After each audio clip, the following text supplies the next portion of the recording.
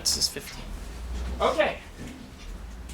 Welcome to what is actually the 1-year anniversary of the Red History Lecture Series. Technically it was last Saturday, the 1st. And there's really no actual significance to choosing this lecture for this date. I thank you all for coming out in the horrible weather. And this lecture is, of course, dedicated to Eric Cantor. I figure someone watching this in 6 months won't get the joke, but you all will. Hopefully he'll stop by, and I can condemn him. But anyway, this is on the German Revolution of 1918 through 23, called the Fire and Spirit of Revolution. It's the prequel to the Communist Resistance in Nazi Germany talk, and the sequel to the collapse of the Second International. So it's all written completely out of order, and actually not with this trilogy in mind at all, which is fine. And next month this will be followed up with a lecture on the Roman slave revolt led by Spartacus. So we'll go from the Spartacus League to Spartacus, and never to the modern Spartacus League. So let's get started, which is quite long. So starting off, Spartacus stands for the fire and spirit, the soul and the heart, the will and the deed of the proletarian revolution. Spartacus stands for all the misery, longing, and determination of the class-conscious proletariat. Spartacus stands for socialism and world revolution. These words of the German communist Karl Liebnik echo the hopes of millions of workers and revolutionaries across Germany.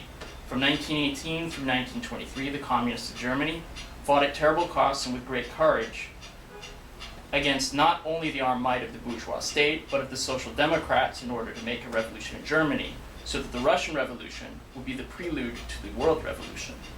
Our story begins at the end of World War I in September and October of 1918.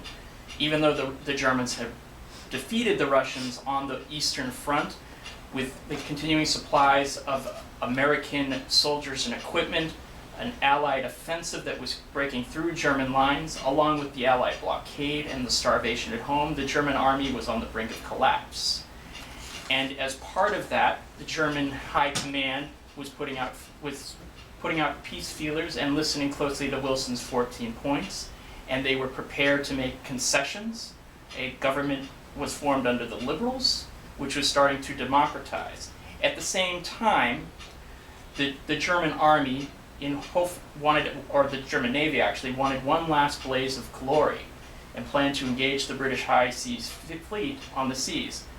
The German sailors were not so keen to die in a suicide mission for the glory of the empire.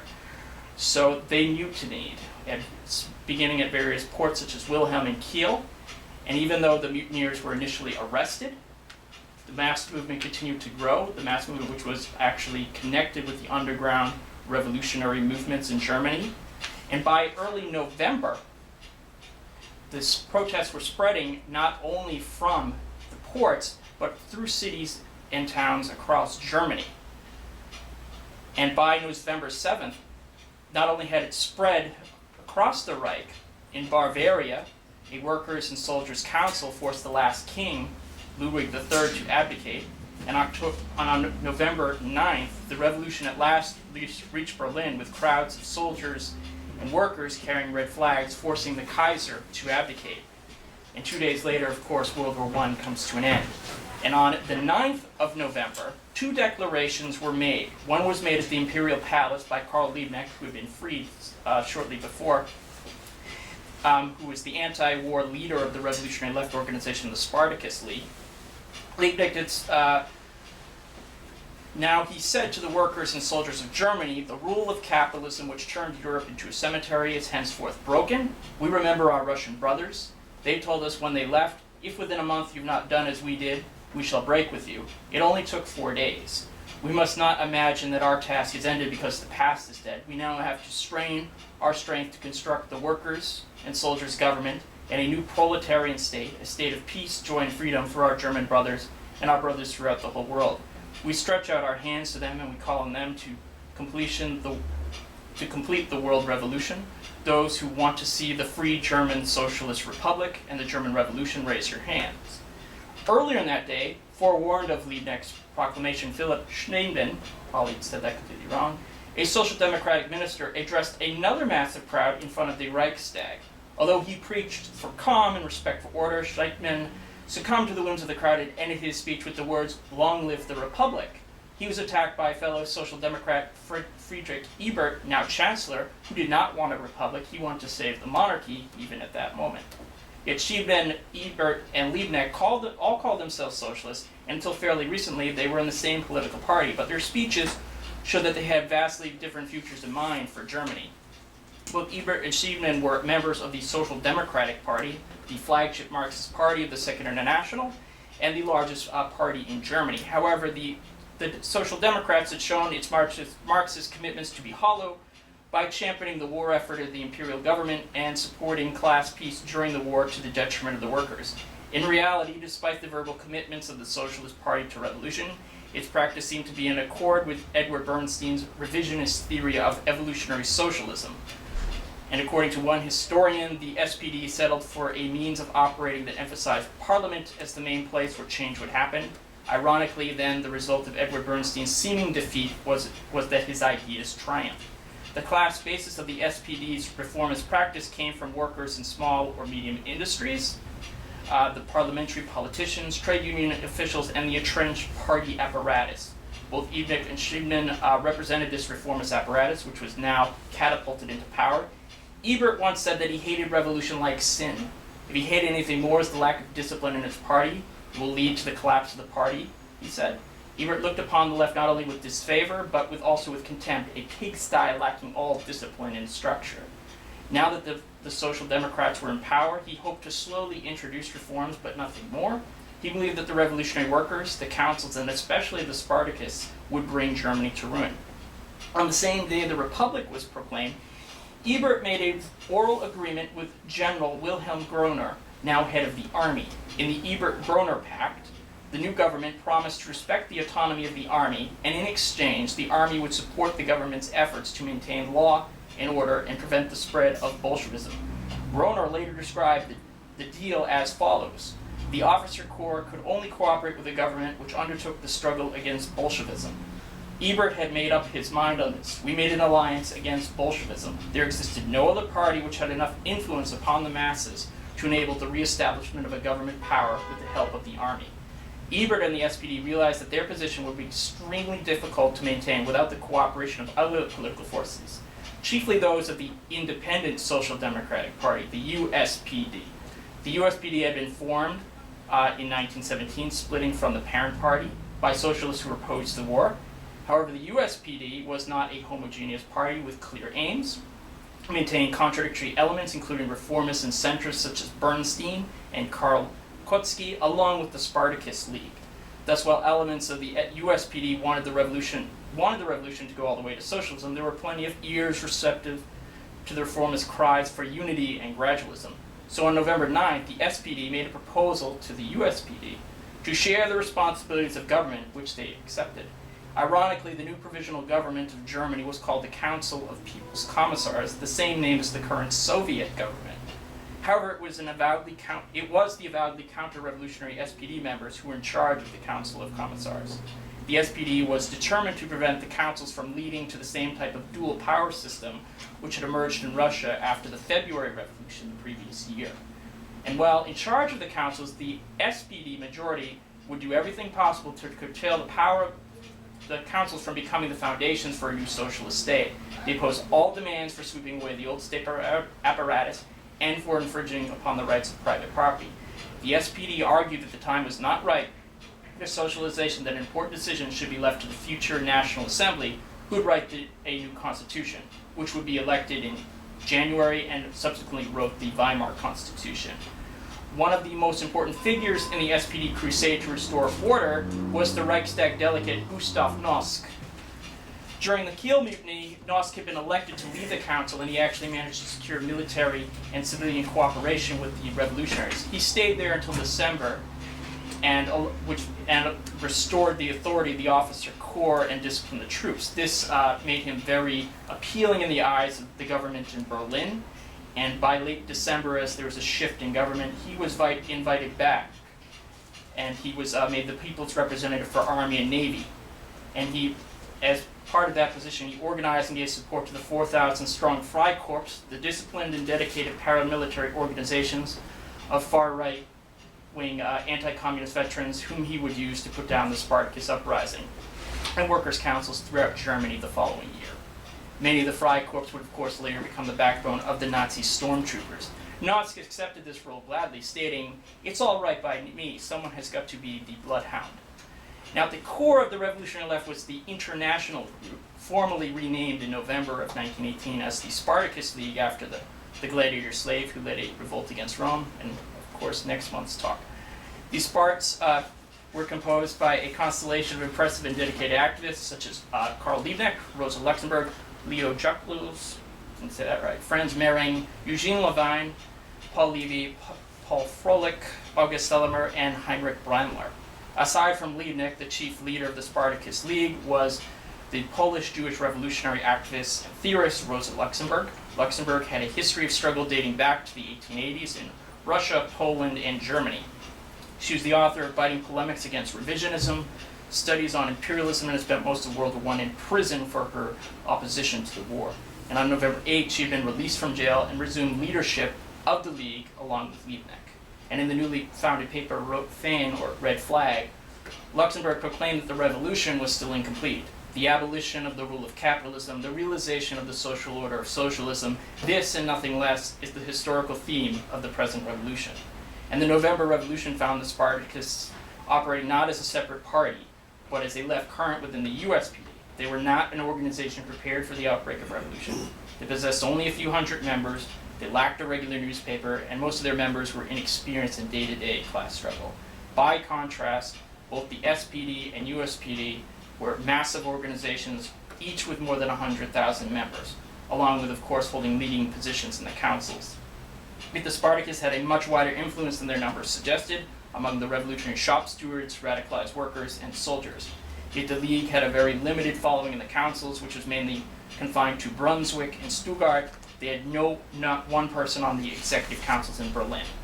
And although the Sparts were a faction of the USPD, they were unable to counteract the influence of the right-wing leadership, which supported early elections for the Constituent Assembly and for rolling back the power of the councils. At a mid-December meeting of the councils, a vote of 485 to 185 supported the USPD right-wing's calls for early elections. By contrast, the Spartacists insisted that the old state machine of Germany needed to be swept away. According to Luxemburg, from the uttermost summit of the state down to the tiniest parish, the proletariat mass must therefore replace the inherited organs of the bourgeois class rule, the assemblies, parliaments, and city councils with its own class organs, with workers' and soldiers' councils. This vote caused the USPD to splinter as the leadership supported the SPD against the left mood of its base. Further, it was also further proof to the Spartacists that both the SPD and the USPD were opposed to revolution. Other events in Germany were also causing polarization. The Army High Command planned to abolish councils in alliance with Ebert, disarm the Spartacists, and establish a military government in the capital. And on December 6, 10 divisions of soldiers moved in on the Chancellery and raided the headquarters of the Spartacus paper, and they attacked a demonstration, killing 14. And another group of soldiers attempted to arrest the leaders of the Workers' Council, but this is actually thwarted by the workers who actually freed the council members. The Spartacus, in response, organized strikes and a mass demonstration of 150,000 on the 8th to fight the coup. When Groner's troops fraternized with the workers, the coup collapsed, and although the ruling class had lost this round, they were determined to try again. And meanwhile, vitriolic anti-Spartacus articles began to appear in the press, blaming the revolutionaries for bringing Germany to ruin, warning of the perils of Bolshevism, and demanding the death for Luxemburg and Liebnik. One poster read as follows: "Workers, citizens, the downfall of the fatherland is imminent. Save it. It is not being threatened from without, but from within, by the Spartacus group. Strike its leader dead. Kill Liebnik. You will then have peace, work, and bread. Signed, soldiers from the front." As mentioned earlier, a few days before Christmas, there was fighting between the government and the People's Navy Division. The division had not supported the coup attempt on the 6th, which gave them a reputation for being Spartacists. As a result, Ebert wanted them to disband it, and to that end, he actually refused to pay them. And on the 23rd, that escalated when the sailors occupied the chancellery, cut the lines of communication, and placed the Council of People's Commissars under arrest. However, the sailors did not press their advantage and overthrow the government. Rather, they just insisted on payment. This gave Ebert time to move in loyal troops who attacked the next day, resulting in 67 casualties. And although the government troops withdrew, the sailors again did not press advantage. And the result of Ebert's Bloody Christmas, as the Spartacus called it, was not only demonstrations by revolutionaries, radicalization of the workers in Berlin, but also the USPD's withdrawal from the government. This gave Ebert and the SPD majority full control of the government, and of course led to the installation of Nos. Now both sides were preparing for civil war. For the Spartacus, the clashes of December caused them to move from being a loose network in the USPD to becoming a centralized communist party. After presenting an ultimatum to the USPD for emergency Congress to address the situation, which was rejected, they went ahead and held their own Congress in Berlin on December 29th. On this fateful day, 112 delegates representing approximately 3,000 members and tens of thousands of sympathizers founded the Communist Party of Germany, henceforth the KPD. I know a lot of acronyms. However, the founding Congress revealed that the KPD had several major weaknesses. The revolutionary stop stewards were not represented, they refused to break from the USPD, and the delegates possessed an unrealistic view of their own power. Despite Rosa Luxemburg and Paul Levy's objections, the communists had voted to boycott elections for the National Assembly in January. Luxemburg believed that while the councils had effectively been disbanded, the KPD was not strong enough to launch a new revolution on its own. Therefore, the revolutionaries should use the election campaign for the assembly to popularize their ideas and recruit new members.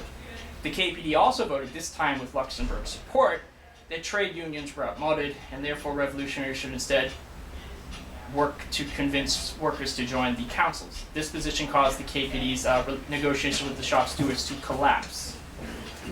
The Trotskyist historian of the German Revolution, Pierre Bruet, assesses the KPD's founding as follows. The new formed Communist Party was from the start isolated from the masses and was doomed to impotence before it had swung into action.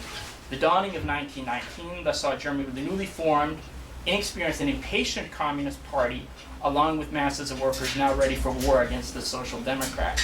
And very soon both would face their baptism of fire in the bloody streets of Berlin. And the echoes of this revolution were felt, of course, throughout the world, but above all in Soviet Russia, which was then in the midst of a brutal civil war with foreign intervention. Soviet Russia was a country in the midst of breakdown and collapse, but they saw a glimmer of hope that their isolation was finally ending with the onset of the German Revolution. Only months before, at the Seventh Party Congress in March 1918, Lenin had declared, "It's absolutely true that without a German revolution we will perish. We will perish perhaps not in Petersburg nor in Moscow, but in Vladivostok or some other remote place, whether we will have to retreat, but in any case, under all possible or conceivable eventualities, if the German Revolution does not begin, we perish." And this, of course, with the outbreak of the German Revolution, the Brest-Litovsk Treaty, where Russia had ceded vast amounts of territory to Germany, was abrogated. Lenin had made a risky gamble in signing the treaty, hoping a revolution would break out soon. It turned out to pay off. And of course, Lenin, now that even before the revolution in Germany had taken off, he was actually prepared to risk all the gains of the Russian Revolution to secure victory for the Germans. He contemplated raising an army of 3 million soldiers to help, saying, "The Russian proletariat will understand that in the near future, the greatest sacrifices will be required for the sake of internationalism. The time is approaching when circumstances may demand from us help for the German people to liberate itself from its own imperialism against Anglo-French imperialism." World history in the last few days has remarkably speeded up the course toward a worldwide workers' revolution. Of course, Lenin was not alone with this optimism. The Commissar of War, Leon Trotsky, declared shortly after the downfall of the Kaiser, "If the proletariat of Germany does try to take power, the fundamental duty of the Soviet Russia will be to acknowledge no national frontiers in the revolutionary struggle. The revolutionary struggle of the German people will be our struggle too. It is clear to everyone that Soviet Russia feels that it's only the vanguard of the German and European proletariat revolution." And as we will of course see, the Soviet leaders were actually very serious about following up these statements with action. In the meantime, the Soviets, through their embassy in Germany via Karl Radek did all they could to give encouragement to the revolutionary ambitions of the Spartacus and for them to break with the independent Social Democrats. The Soviets believed that with the foundation of the KPD, the time had now come to establish a third international to organize revolutionaries on a global scale. But returning to Germany, less than a week after the foundation of the Communist Party, open fighting broke out in the capital. The immediate cause was the dismissal of the Berlin police chief and left USPD member, who was a supporter of the left, who had organized 2,000 soldiers and workers to keep order. After a series of false charges were brought against him, he was dismissed, and he was replaced by a right-wing member of the SPD. He refused to relinquish his post, and to all of the far left, this move against him was seen as a provocation and a threat to the revolution. So the Berlin USPD, the shop stewards, adopted a resolution supporting him, and with the support of the KPD, they moved into action. And when the government remained defiant, mass demonstrations were called for January 5th, and hundreds of thousands of workers came out and marched to police headquarters, where they formed a revolutionary committee. Upon hearing that the Berlin garrison supported their action, the committee moved to overthrow the government. On the 6th, the workers occupied the SPD paper Voritz and other papers, railway headquarters, and food warehouses throughout the capital. 500,000 workers soon took to the streets, and despite the revolutionary enthusiasm and the masses in the streets, there was actually no plan or strategy for what to do next.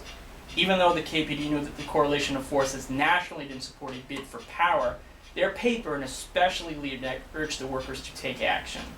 Liebnik was acting without the party's backing. He threw his weight behind the insurrection. Luxemburg knew that the workers were being led into premature action and a trap, yet once the insurrection was in motion, she believed it was the honor and principle of communists to stand by it. And even as the insurrection fizzled out, Luxemburg could not bring herself to retreat, despite the urging of Radek. Meanwhile, the counter-revolution was organizing itself for a confrontation, and on the 10th, Nos and his Freikorps made their first attack. The following day, the Freikorps, with artillery and mortar fire, retook the Voritz building. Very soon, the counter-revolution had retaken the streets of Berlin, and white terror was unleashed. Even though the Spartacus uprising was a defeat, Liebnik summed it up as follows. Yes, the revolutionary workers of Berlin were defeated. Liebnik, Schneiderman, and Nos won. They won because the generals, the bureaucrats, the Junkers, the priests, the moneybags, and everyone with a narrow mind and an empty heart supported them, assuring their victory with cannons, bombs, and mines. However, there are defeats that are victories, and victories that are more deadly than defeats. Those who are defeating during the bloody week of January can be proud. They fought for something big, for the noblest goal of the agonizing masses. They have spilt blood for a sacred cause, and their blood has been sanctified. From every drop of it, avengers will emerge. From every frazzled fiber, new fighters for the mighty cause will grow, a cause as eternal and unfading as the firmament. Luxemburg herself wrote the following in her final article, Order Prevails in Berlin. How does the defeat of Spartacus Week appear in the light of the above historical question? Was it a case of raging, uncontrollable revolutionary energy colliding with an insufficiently ripe situation, or was it a cause of weak and indecisive action? Both. The crisis had a dual nature, the contradiction between the powerful, decisive, aggressive offenses of the Berlin masses on the one hand, and the indecisive, half-hearted vacillation of the Berlin leadership on the other, is the mark of this latest episode. The leadership failed, but a new leadership can and must be created by the masses and from the masses. The masses are the crucial factor. They are the rock on which the ultimate victory of the revolution will be built. The masses were up to the challenge, and out of this defeat, they have forged a link in the chain of historic defeats, which is the pride and strength of international socialism. That is why future victories will spring from this defeat. Order prevails in Berlin. You foolish lackeys, your order is built on sand. Tomorrow the revolution will rise up, clashing its weapons, and to your heart proclaim with trumpets blazing, I was, I am, I shall be. And on January 15th, after the uprising was put down, both Liebnik and Luxemburg were captured by the Freikorps. They were taken to the police headquarters for questioning, and while there, both of them were shot while trying to escape. None of the officers involved, despite being identified, were ever charged for their murders. And in one swift blow, the German workers had lost their two finest leaders. Others were to follow in the coming months. And the Spartacus League uprising had drawn a clear line of blood between the SPD and the KPD that would never be overcome. The communists would never forgive or forget the assassination of their leaders at the hands of the Social Democratic death squads. And really, who can blame them? The Social Democrats had shown exactly what side they were on. Despite their verbal opposition to violence and illegality, they had no qualms with supporting not only World War I, but celebrated murdering communists in the streets to defend the bourgeois state. And as communist philosopher Alain Badiou recognized, there was an eerie similarity between the crushing of the uprising in Berlin and the ancient Roman slave revolt, both of which shared the name of Spartacus. And he says, when in 1919 the communist insurgents of Berlin brandished the name of Spartacus and called themselves Spartacus, they too made it so that the forgetting or failure of the slave insurrection was itself forgotten and its maximum restored, to the point that the sordid assassination of the two leaders by the fried shock troops of the socialists, scare quotes, Nos, echoes the thousands of crucified on the Roman roads. Shortly thereafter, elections were held in Germany on the 19th for the National Assembly. The KPD, of course, boycotted, but an overwhelming majority, 80%, voted. The SPD received 11.5 million votes, or 165 deputies. The USPD, 2.5 million votes, 22 deputies. I think that's 122. For a shared vote total between them of 45%. The right-wing parties received 15% of the vote, and of course they formed the Weimar Republic. Throughout Germany, there was civil war, as armed revolts occurred throughout the country as councils were temporarily established. Nos and his Fried Corps were putting them down, and the workers were determined to defend their gains, even at the cost of thousands of lives. And following the crushing of a council in Bremen in February, there were mass strikes in the Ruhr, the Rhineland, Saxony, and Berlin. And again on March 4th in Berlin, a mass strike was supported by all the left parties, including actually the SPD. And the Berlin strike actually erupted into street fighting again, and a state of siege was declared and the Fried Corps were sent in. And by the time the fighting ended on the 16th, at least 1,200 had been killed, and civil war was spreading to Hamburg and Thüringen. But it is to the Council Republic of Bavaria, which held up to the longest, that we will now turn. Although Bavaria had actually been the first state to declare itself a socialist republic, its government was not radical. The independent social democrat Kurt Eisner actually had very little support. The USPD had only 2.5% of the vote. And the situation in Bavaria was incredibly chaotic, with actually about 6,000 councils in existence. And Eisner had so little support that he planned to resign on February 21st. And as he was going to turn in his resignation, he was killed by a right-wing assassin. But this was a warning to the workers in Bavaria of the power of reaction. So there were general strikes. The workers and soldiers armed themselves. The SPD, which was now in the council, pressed for a return of normal parliamentary government. But the situation continued to deteriorate, with unemployment going up. Currency was worthless, and in the midst of a very cold winter, coal was running out. The workers and the left continued to agitate for the seizure of power and whole-scale socialization. And it was not just their desperation which caused the workers in Bavaria to press for radical demands. External events were having an impact too. The workers knew about the fighting throughout Germany, and further abroad, from March 2nd through the 6th of 1919, the Communist International was formed. On March 22nd, a Soviet republic took power in Hungary, and in Austria, the worker councils remained an important force. So it was not hard for people to imagine that Bavaria, if revolutionists took power, could be a link in a chain of socialist republics from Germany all the way to Russia. Now, events continue to speed up. There's a governmental crisis, and actually the left parties, the SPD, USPD, and the communists, discussed forming a Soviet republic. But the communists, under Eugene Levine, ultimately rejected these plans. Levine argued against the seizure of power as follows: "We know from our experience in northern Germany that Social Democrats often attempted to provoke premature actions which are the easiest to crush. A Soviet republic cannot be proclaimed at a council table. It is founded after a struggle by a victorious proletariat. The proletariat of Munich has not yet entered the struggle for power.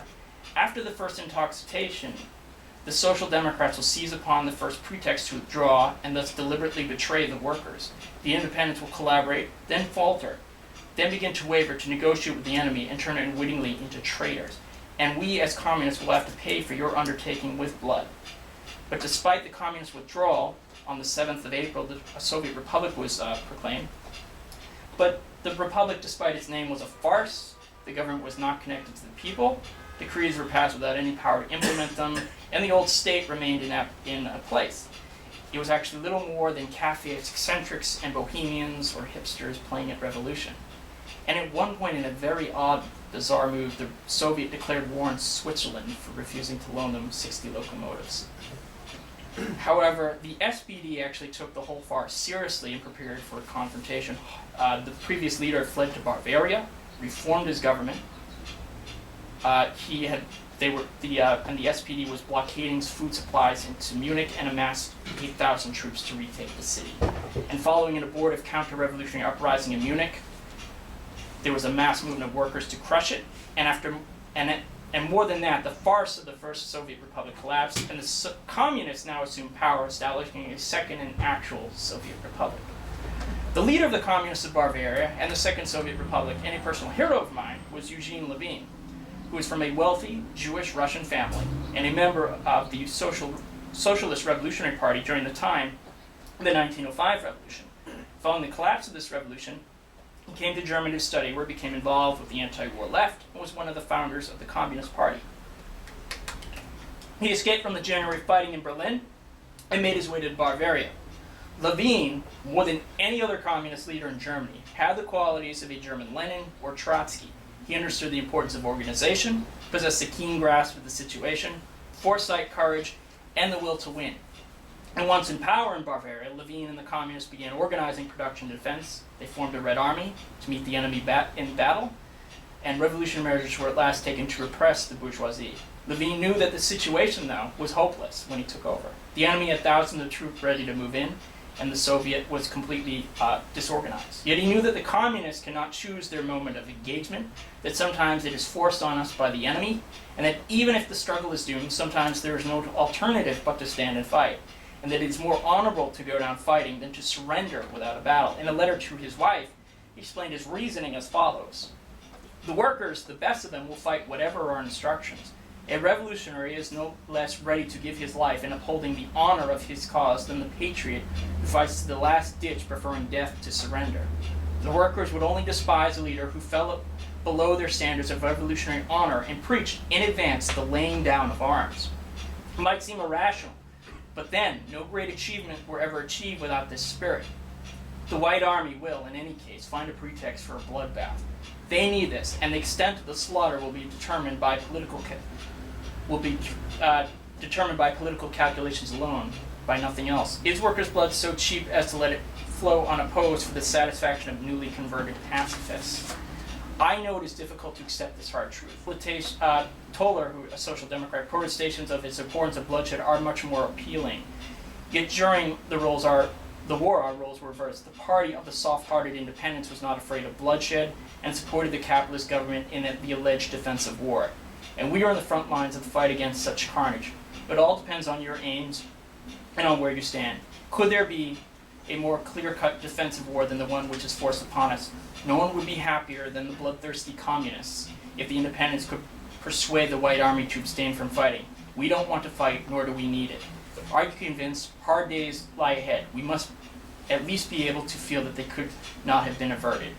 But on May 1st, about 3,000 of the Freikorps, led by Nos, liberated Munich, and the Soviet Republic issued its last statement: don't make the hangman's task easy, sell your lives dearly. And at least 1,000 workers died during the fighting. Levine was captured shortly after, tried by a tribunal where he was sentenced to die, and before his execution, he made a final speech justifying his actions in defending the Soviet Republic. The speech, which is justly famous, contained the following words of courage and defiance, where he said, "We communists are all dead men on leave. Of this I am fully aware. I do not know if you will extend my leave or whether I shall have to join Liebnik in Luxembourg. In any case, I await your verdict with composure and inner serenity, for I know whatever your verdict, events cannot be stopped. Pronounce your verdict if you deem it proper. I have only striven to foil your attempt to stain my political activity, the name of the Soviet Republic, with which I feel myself so closely bound up, and the good name of the workers of Munich. They, and I together with them, we have all of us tried to the best of our knowledge and conscience to do our duty towards the communist world revolution." And he was subsequently shot. And despite the ferocity of civil war across Germany throughout 1919, the SPD maintained control. The Freikorps put down the Council of Republics and Uprisings, And the lack of a communist party capable of giving leadership to the revolutionary movement was a lesson that the German workers ultimately learned at very great cost. The new leader of the party, Paul Levy, stated that there is not a single communist in Germany today who does not regret that the foundation of a communist party did not take place long ago, before the war. Yet the party had grown substantially despite the repression, from 3,000 to 90,000 members. But it was shot through with impatience or ultra-leftism, opposed to working in unions, boycotting elections, and believed that revolution was actually still on the agenda despite the defeats of the year. And furthermore, the KPD had also seen its most dedicated leaders wiped out. But Levy, who took over, was an old organizer for the Spartacus, a lawyer, and actually a lover of Rosa Luxemburg. And he saw that a change of course was needed, since the majority of the workers still had illusions in the left parties and the electoral process.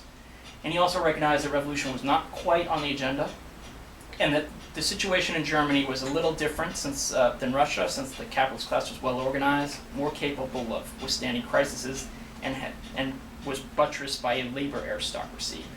So Levy wanted to drive the ultra-leftists out of the party. Otherwise, he felt that the party would become a sect. So at the Second Congress, he actually succeeded, but his victory cost the half the membership of the party, who left and formed the Communist Workers' Party of Germany, the KAPD. I'm not going to actually talk about them anymore, so you don't have to remember that acronym. But even though that they were expelled, the KAPD was actually a sympathizing section of the Comintern, which Lenin still hoped to win them over, but this annoyed Levy to no end. Even though the ultra-leftists were expelled, most of the USPD was still kind of open. Levy actually wanted to win them over. Even though there were still reformists in the leadership, there was a mass joining the USPD. It was a very fast-growing party, going from 100,000 in 1917 to 300,000 in March of 1919 to 800,000 by the end of 1920.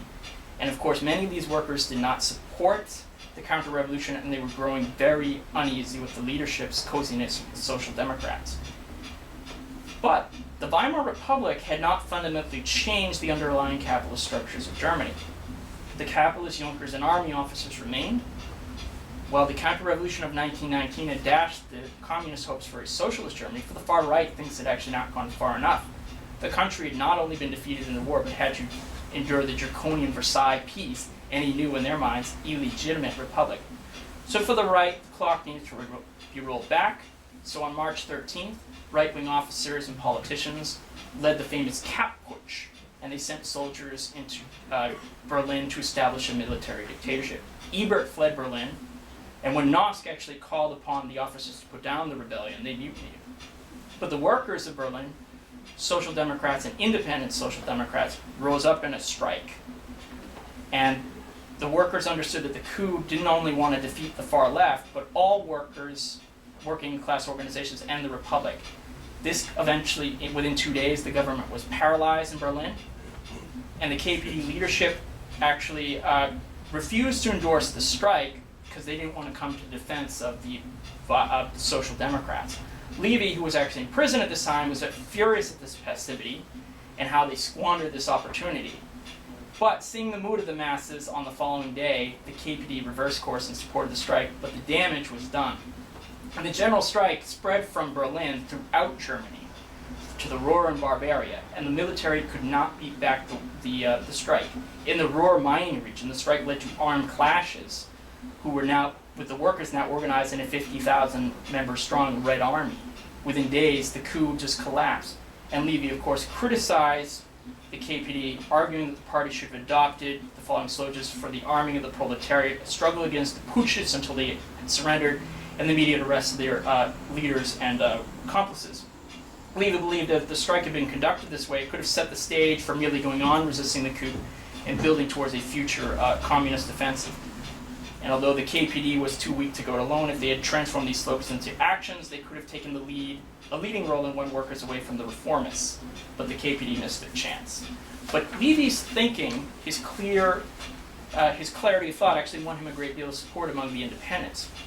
In the June elections of 1920, showed a new alignment in Germany. The SPD lost half their vote, winning just 6 million votes with 102 deputies.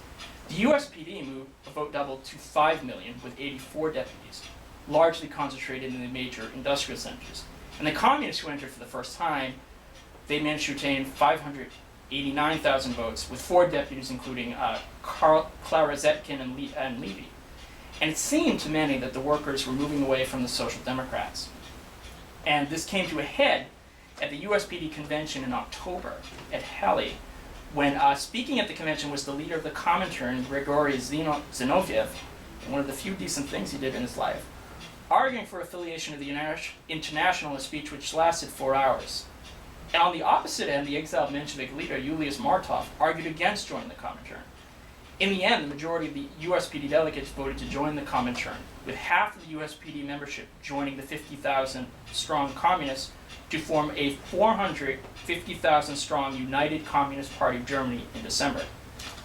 The remainder of the USPD eventually rejoined the Social Democrats in 1922. So Levy's tactics had paid off. Germany now possessed a mass revolutionary party free from reformist control, with many newly radicalized workers in the Communist Party. And Levy, who was now the leader of this new party, appeared to him that the steady work of building a movement capable of leading a future revolution could now truly begin. But the party was still racked with factionalism. Shortly after its foundation, 6 out of 12 members of the Central Committee resigned. Levy was also looked upon suspicion by Radek, who believed that his zeal against ultra-leftism had opportunistic tendencies. Furthermore, the new mass base of the Communist Party was eager for action, and they did not want to listen to any sober analysis. At the same time, leading members of the Comintern, such as Bela Kun, the former leader of the Hungarian Soviet Republic, Zinoviev and Bukharin, agitated for the theory of the offensive. The theory argued that the Communist Party, through sheer force of will, could launch an insurrection, regardless of the situation, that would electrify the masses and lead to the conquest of power. And they hoped that if the communists in Germany did this, that it would actually help the Bolsheviks in Russia from entering the new economic policy and break the isolation. And members of the Communist Central Committee in Germany, such as Froelich, Thalhammer, and Brandler, supported the theory of the offensive. This resulted in the March Action, which is an unmitigated disaster. When a strike of miners in the Mansfield region against heavy unemployment erupted, the communists not only supported the strike, which was fine, they actually wanted to turn it into an armed insurrection. And this did not go over well with anyone anywhere in Germany. And the communists, by the end of the month, they called off the strike and they were driven underground. And approximately 200,000 members left the party, leaving it with 150,000. Levy was enraged by what happened. He wrote a polemic condemning the March Action, particularly its authors, Kuhn and Zinoviev. Levy's criticism, though, was not accepted by the party in an atmosphere of state repression that was directed against communists. He was also not supported by the International. He had made his criticism public in a violation of party discipline, which resulted in his expulsion. The Comintern upheld it, despite appeals by some in the party, such as Zetkin, to Lenin for his reinstatement. But Lenin said that he had brought it upon himself by deserting his leadership role and blaming others for what he had been unable to stop. However, Lenin still had hopes that once tempers calmed down, Levy would return to the party. As it turned out, he didn't. He left the movement altogether, rejoining the Social Democrats in 1922, and he died in 1930. But Lenin's final judgment on Levy was more measured, and it says something about how he viewed the remaining leaders of the Communist Party. The man has lost his head entirely. He, at least, had something to lose. One can't even say that about the others. But despite the expulsion of Levy, his positions were more or less adopted by the party after prodding by the Comintern, especially by Lenin and Trotsky. Lenin attacked the theory of the offensive, and subsequently a new strategy was adopted of the United Front to win the majority of the workers. And actually the first manifestation of the United Front occurred in January of 1921, before the March Action, when the KPD published an open letter addressed to the workers of the other parties and the unions for joint action for immediate demands such as defending wages, ensuring food supplies, and disarming the far right. The open letter did not disguise that the communists were committed to the revolutionary overthrow of capitalism, and despite differences with other parties, but emphasized that they were willing to work with them in joint struggle. The other parties, of course, rejected the call for the United Front, but the communists just called on the workers in those organizations to ignore their leaders and work with the communists in joint action. But there was and this actually did have a resonance effect throughout Germany. There were mass meetings called.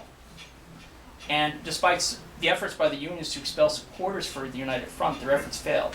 And at one point, the unions put forward their own demands to ease the condition of the unemployed to deflect from the communist appeal. But the party said, even though your demands are inadequate, we're going to fight for them anyway. And August Thalhammer, who was one of the central leaders of the Communist Party, he was a firm supporter of the United Front tactic, which was later upheld in the Third Comintern Congress of 1921 in June. And it was they said, if revolution is not on the agenda, you need to win the majority of the workers through struggle around immediate and transitional demands. And this was reflected in Germany in meetings of factory delegates where support for the communists grew. And on August 26, when a moderate centrist leader was murdered by the far right, this caused outrage among workers. And the communists supported calls for the workers to disarm the far right and purge the state of the monarchists. And this, again, translated some more mass action. And at one point, significantly, the party supported efforts by the other socialist parties to fight for demands, such as defending living standards, and that they were in favor of any policy aimed at winning positions of power for the working class.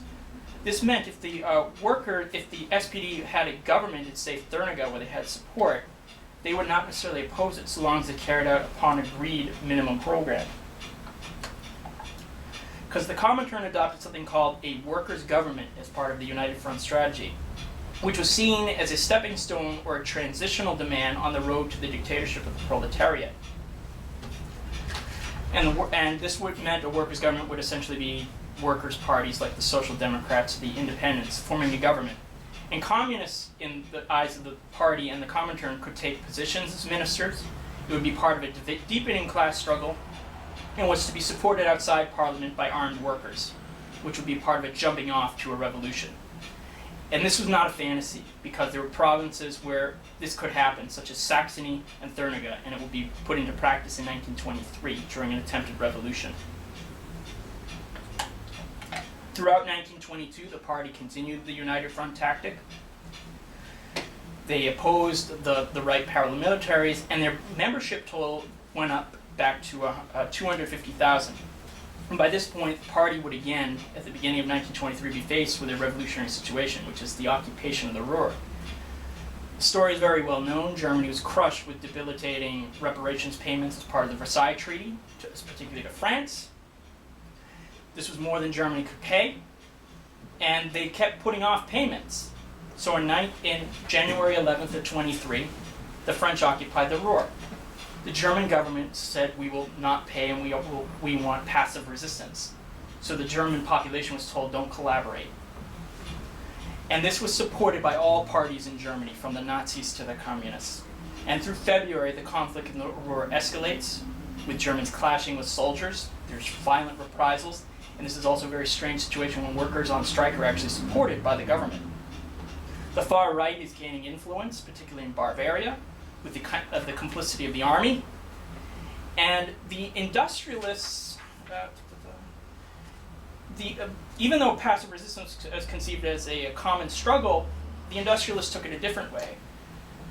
They did not lose sight of their short-term material interests. They did not distribute coal to workers' families, and it remained stockpiled in the mines.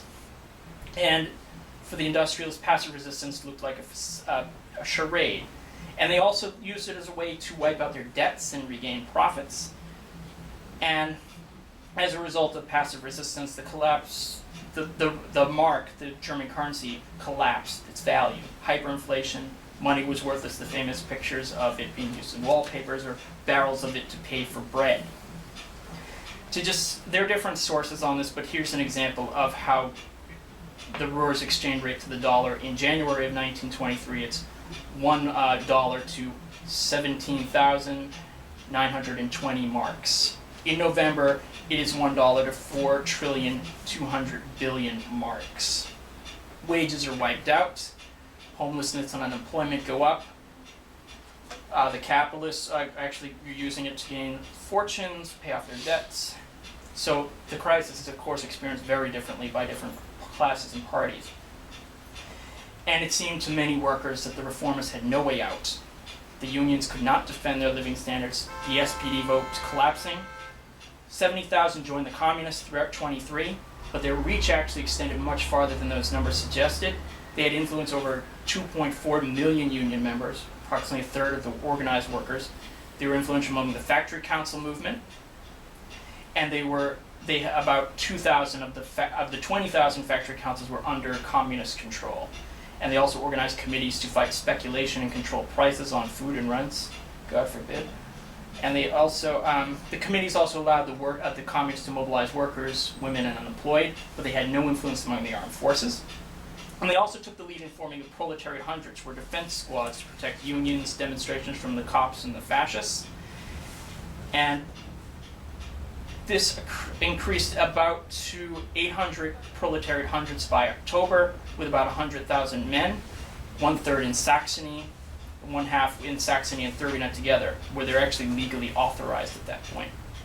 The government took notice of this, banned them, but not the fascist paramilitaries. And there were clashes between the Nazis and the communists. By June and July, there was actually a strike wave in the country. And in Saxony and Thuringia, the left-wing elements of the socialists were receptive of communist demands to arm the workers. The government was powerless, and in August, a national strike against inflation, wage cuts, and shortages brought down the government. And the communists thought that the revolution was now on the agenda.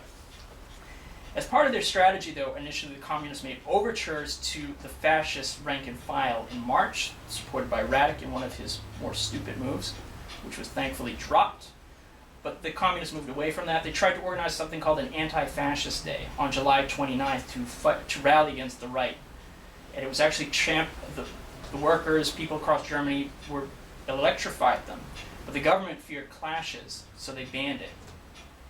And the communists were not sure whether or not to challenge the ban, but they had actually decided not to go ahead, and they actually just held mass meetings instead. And while the communists shrunk from an offensive in July, the following month, in result of the mass strikes that brought down the government, they thought the situation was now right. And so they decided, along with the Communist International, to begin planning an insurrection. And in July, Brandler, the party leader, was in Moscow, requested that Trotsky be sent to Germany to lead this uprising. This was refused, and it was not because of some machinations of Stalin, actually, which some mythmakers say, but it was actually because the Soviet leaders and Trotsky actually had other plans. And they planned the insurrection for November 7th to coincide with the Bolshevik Revolution. In Germany, the party had a military wing, aided by the Red Army generals, divided the country into districts, organized the hundreds, but the thing is they had very little weapons. No match for the army, so to get weapons, they entered the governments in Saxony and Thuringia on October 12th. And Brandler knew that the Berlin government would view the communists entering the government as a provocation and a threat, and so they would remove them. And they actually did. They sent in the army. But at the same time, a mass meeting was held by workers' unions and parties to discuss the food situation. Brandler and the party hoped to gain support from the conference for a general strike in the face of the army advance that would result in their planned insurrection. But the Social Democrats, as always, refused, and they called off the planned insurrection. And the Comintern initially supported the retreat, because in Saxony there were only 11,000 rifles for the hundreds, and the party itself had only 800. The Reich government assumed emergency powers. They dissolved the communist governments and restored bourgeois rule. Only in Hamburg, which did not get the news, on October 23rd, 24th, a few hundred communists actually rose up and actually managed to hold off like several thousand police. But ultimately the strike, the insurrection didn't happen, and the revolution in Germany was kaput. Now, before going on to the failure, why this failed, the role of the Soviet Union is actually very interesting. Even though there was enthusiasm throughout Russia for the German Revolution, Many left-wing historians, including Isaac Deutscher, didn't take seriously plans for the Comintern to foment revolution. And even though the Comintern certainly had a lot of wishful thinking, they did not actually have good information. But we know, actually now, that the Soviet Union was actually willing to risk a European war to support the German Revolution. Once they were convinced that revolution was on the agenda, they mobilized the Red Army to plan to intervene.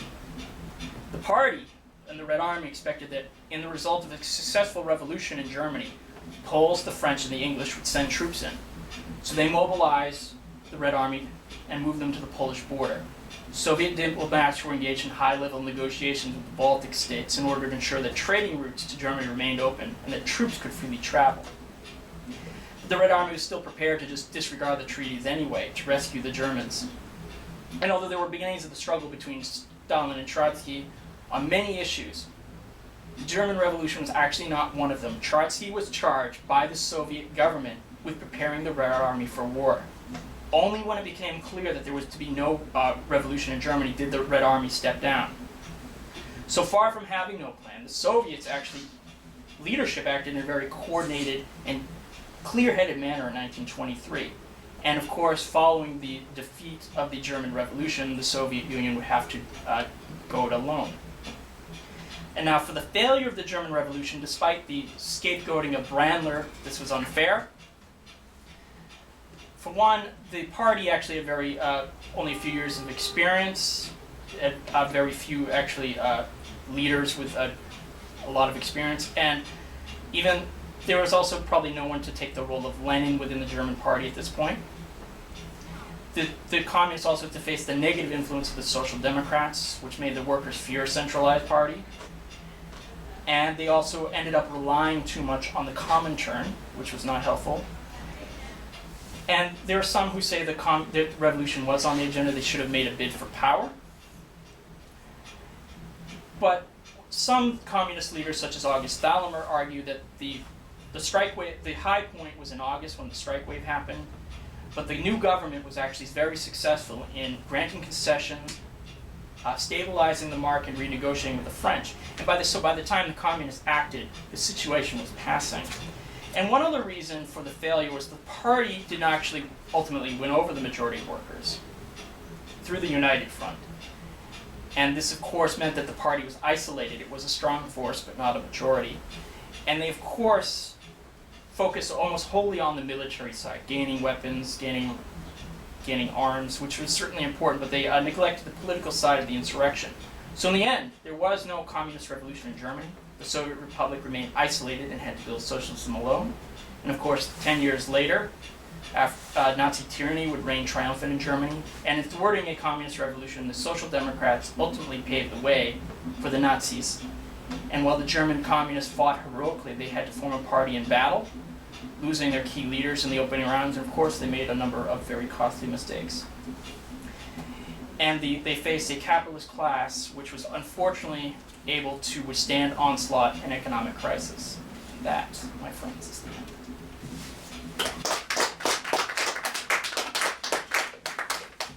Questions, comments, concerns, polemics? Please no polemics.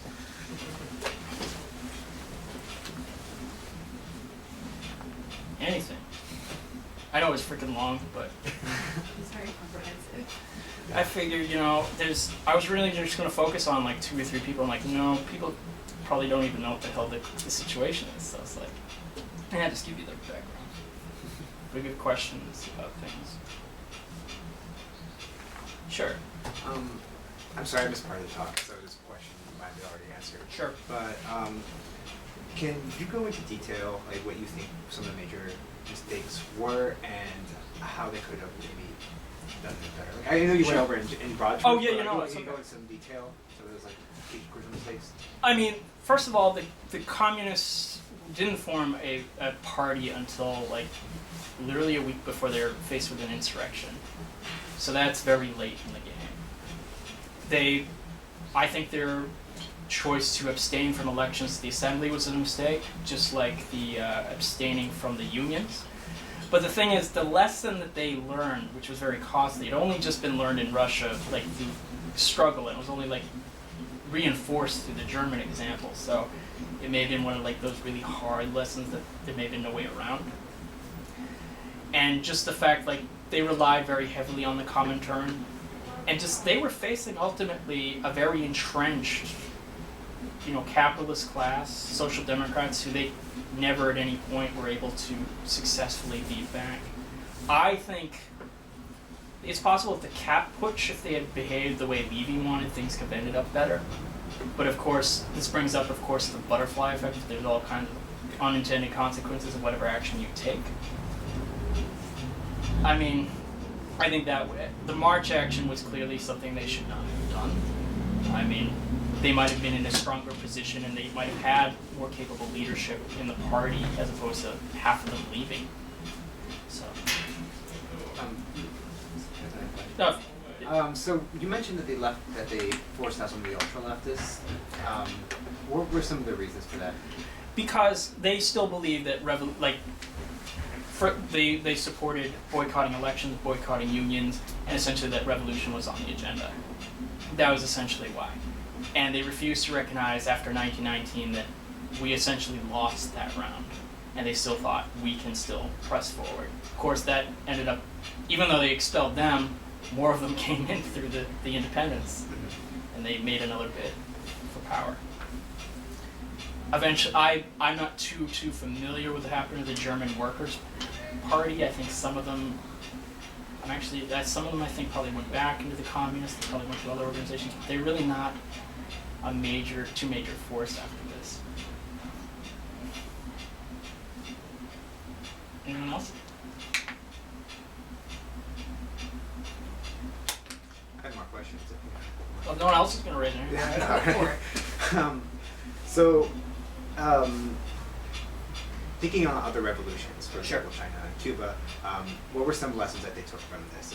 Were there any writings by Castro or Che or Mao in regards to German Revolution, or was it something that was kind of known about but not really? I think it was known about. I mean,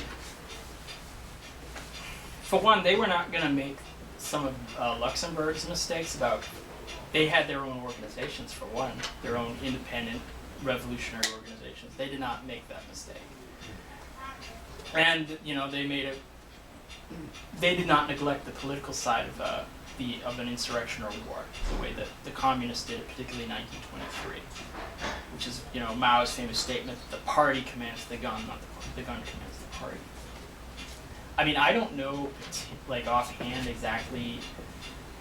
Let's just say you will find, because of this, just full condemnation about social democrats around the world, and let's be honest, they really deserve it because of this.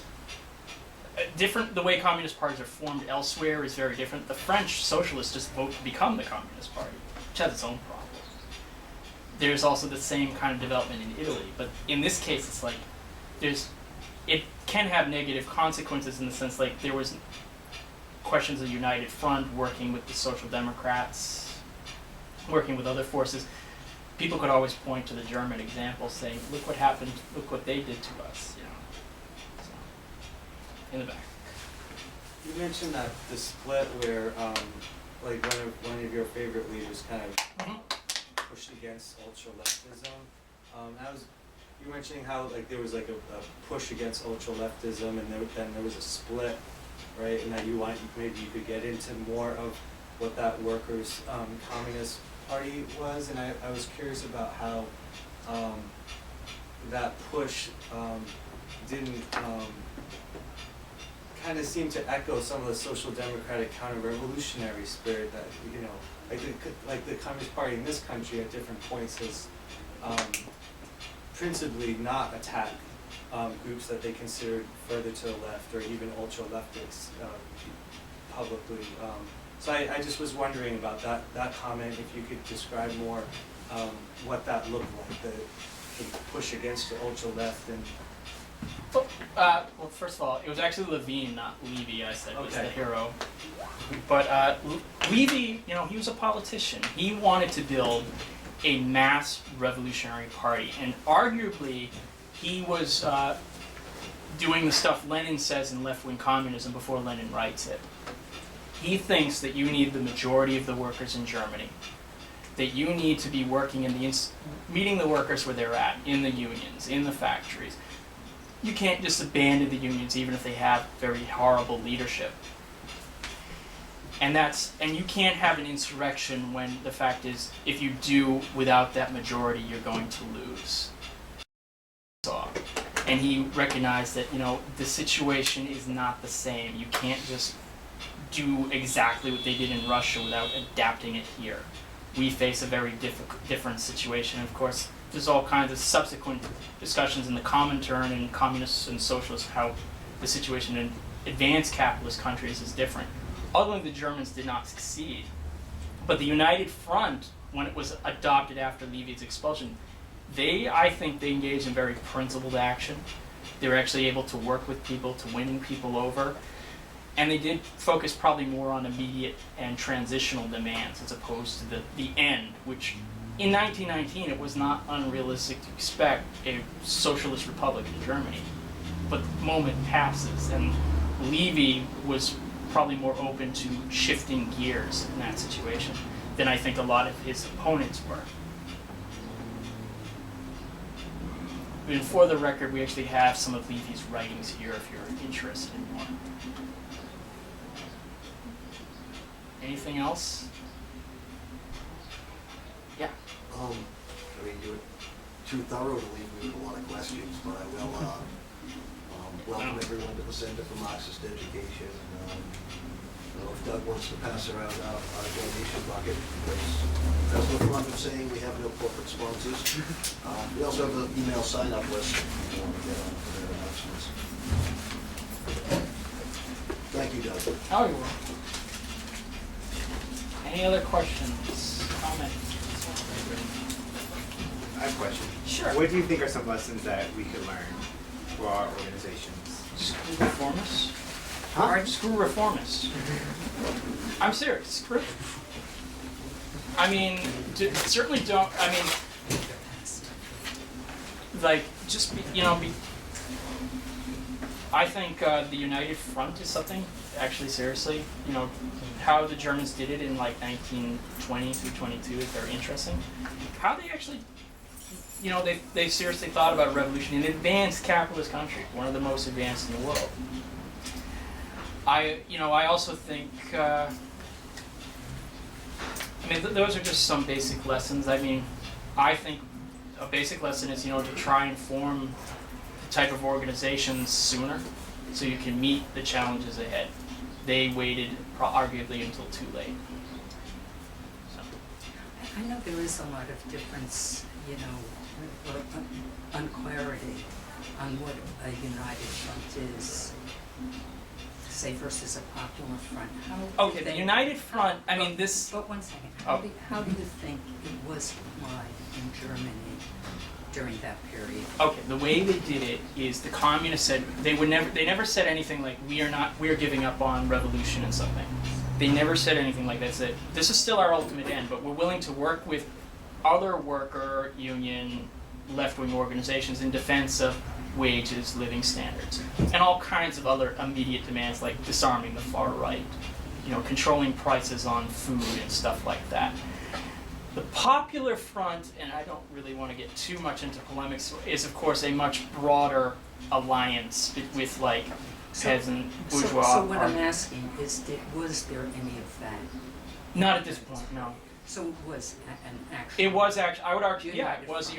united. This was, the Comintern Fourth Congress has a huge discussion on United Front, and a lot of it is inspired by the Germans. We don't have the book here, but it was published by Haymarket. It's like a 1,000-page book on the United Front. Popular Front in Germany actually is, you can watch the video from my one on the 30s, where they did try and form a Popular Front. Of course, Hitler was already in power at that point, so it's a lot different. And of course, a lot of Trotskyists would always counterpose the United Front to the Popular Front. I'm not going to get into those polemics right here. Feel free to go on any Trot website and find them.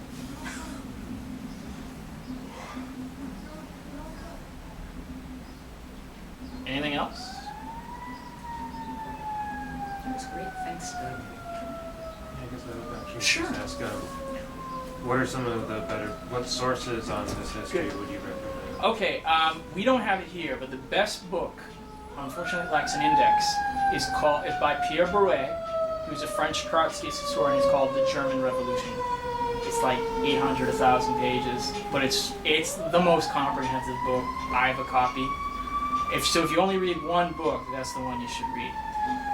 The other book we actually do have on sale here is called The Lost Revolution by Chris Harman.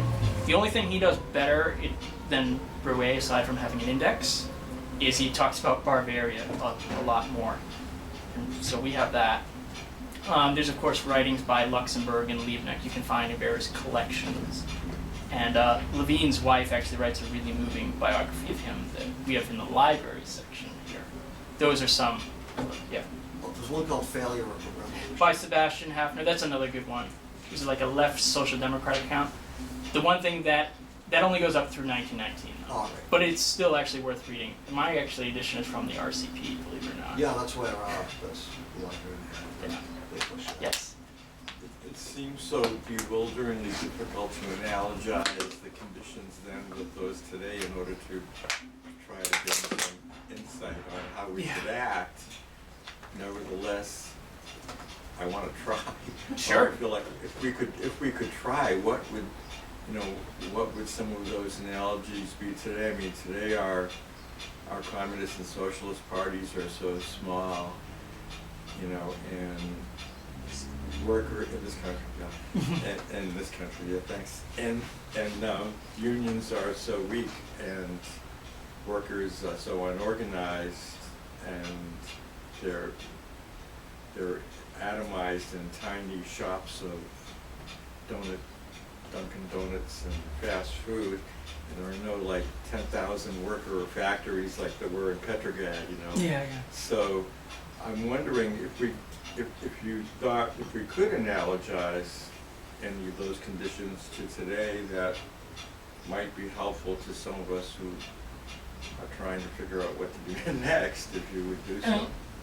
Something that I haven't been centrally involved in it really, but in terms of say Black Lives Matter, for one thing, is engaging in very principled, unity with people, not, working together, trying to find like points of common ground, and not just trying to go in there to just recruit people, but to work there, to build the movement, to try and build around say agreed upon demands, slogans, and to think seriously through strategy and not being too hampered with rather dogmatic thinking. Yeah. I would say like one major difference between like probably the German nation and our nation is that I want to borrow from Lenin his prison house of nations concept, and that the U.S. is really built upon Chicanos, Mexicans, black nations, and they're oppressing and expropriating profits and resources from those nations. It seems, I could be mistaken, but it seems that Germany has a more singular national unity. I know there are some disparities, but it seemed like for the last 100 years, that was kind of unified after it was united under the Kaiser, right? Yeah. So it seems like there's a more national unity. So it's going to be very hard to draw those analogies, I think, when we have to deal with the fact that we are in a prison house of nations. And so if we were going to make analogies to revolutions, the Russian Revolution is probably the most likely, because the Russian Empire was this prison house of nation as well. The whole nationality question that's a whole other big topic. Yeah, Germany didn't really have oppressed nationalities. They had different regional differences. Like I mentioned, like Bavaria had its own king. Yeah. And that's part of like how Germany unified. And of course, there were Jews and whatnot there, but they weren't a prison house of nations. And one thing, yeah. Oh, Go ahead. No, go ahead. Not to disparage the previous person's No, question. yeah. Yeah, of course. Just thinking about today, not so much the U.S. I see maybe a failure to learn lessons, but maybe Greece right now. There's some parallels. You had the PASOK, which is basically a social democratic government imposing austerity. And Syriza is a united front of left forces, and you have basically a kind of ultra-left sectarian communist party that's refusing to take advantage of the situation and is kind of standing aside, potentially alienating themselves from masses of people. What country? Greece, Oh, Greece. yeah, you know, they just refuse to, you know, help create a socialist government. They're standing aside with their arms folded. Maybe they should get a translated copy of your time. I don't want to. I mean, I don't want to go too much into the Greek, but one thing that the German communists did that I would really criticize the Greek Communist Party for not doing is they were intimately involved in these struggles, you know, in these factories and these union struggles. In terms of the anti-austerity ones in Greece, the various parties and components of Syriza, whatever other problems you can say about them, they've been involved with them, like trying to lead them. And, you know, there's, again, stuff to criticize about their leadership, but I think the Communist Party has damaged itself by not really getting involved in the way they should. And if you're not willing or able to achieve that kind of leadership, you really shouldn't be shocked when someone else is going to try and does. And the German communists were able to achieve some level of leadership of these various struggles and built up a good reputation at various points.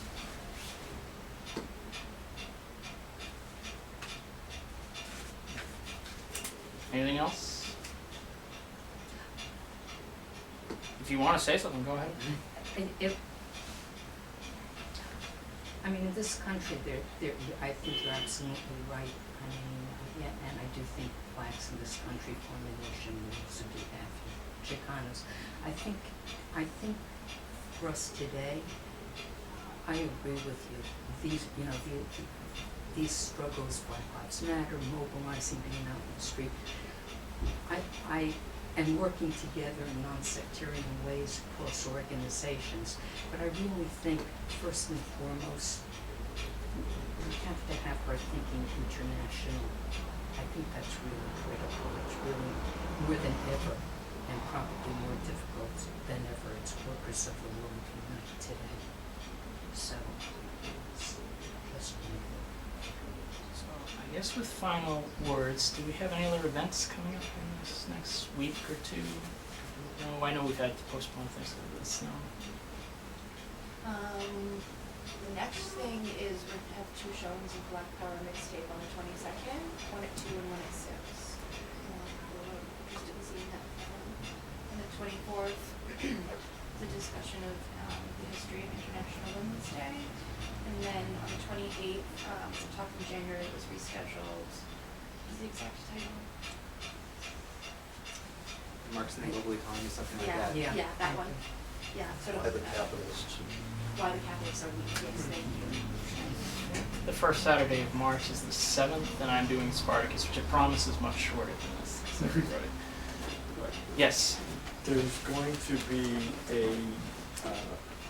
there's sort of a coalition going now in the wake of the Martin Luther King March organizing effort.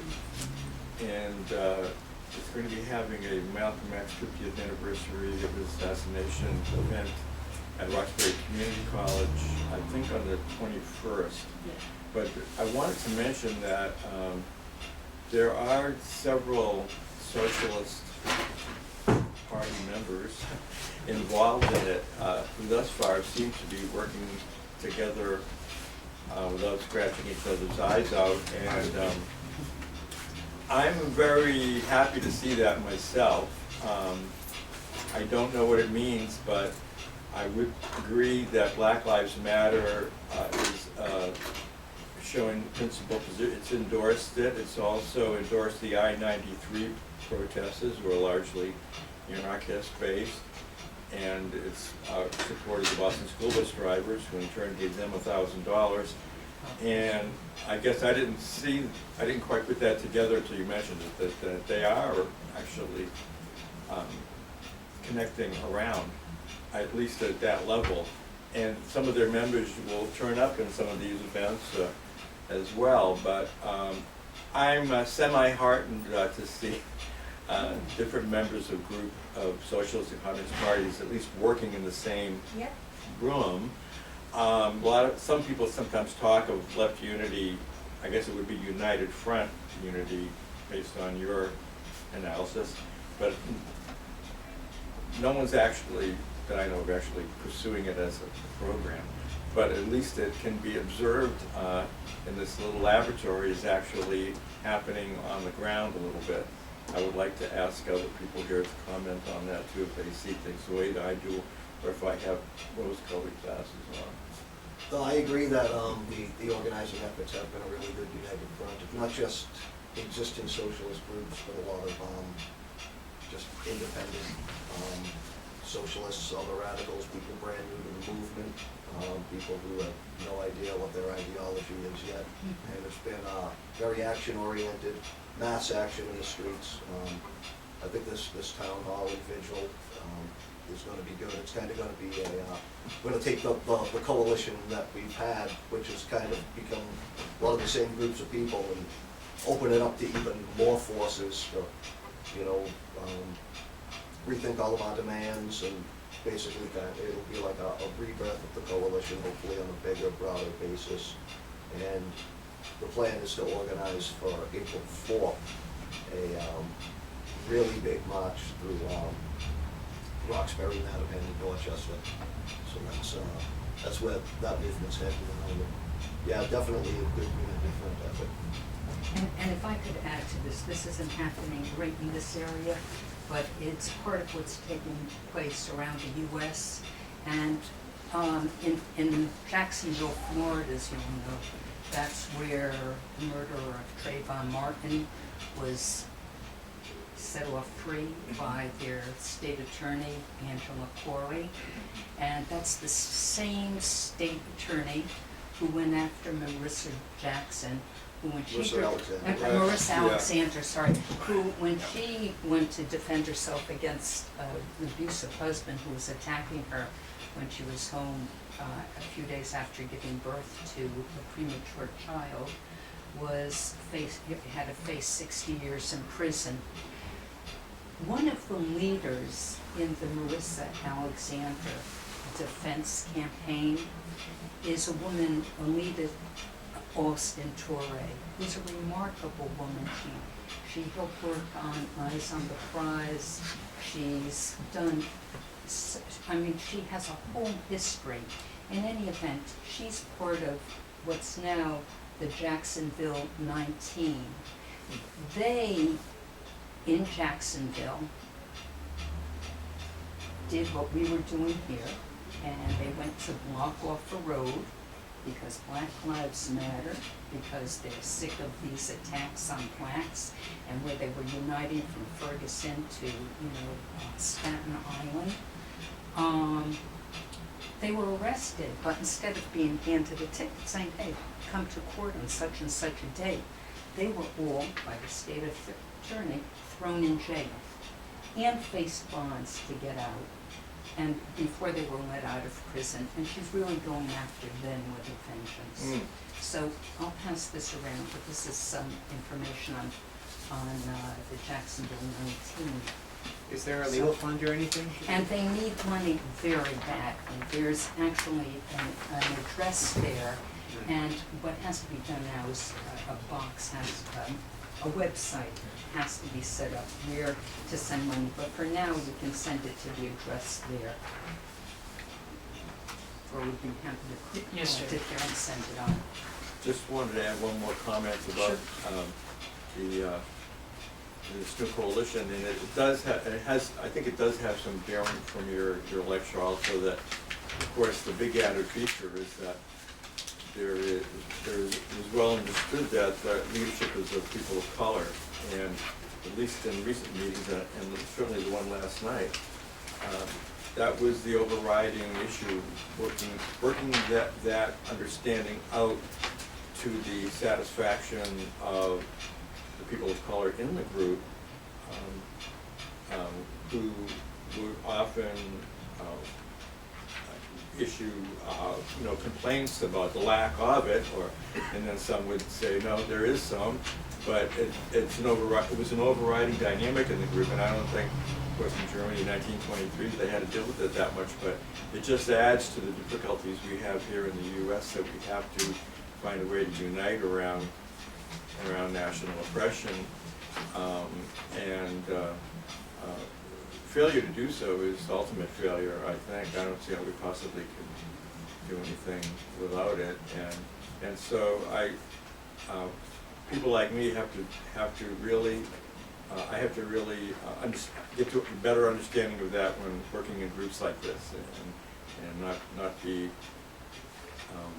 just have to, for people like me, it means working real hard to respect and understand that dynamic to the nth degree, because without that, if such a thing fails on the basis of race, it would be tragic, and it doesn't seem to be doing that, though. There is some real level-headed, I think, independence in there that are doing a good job.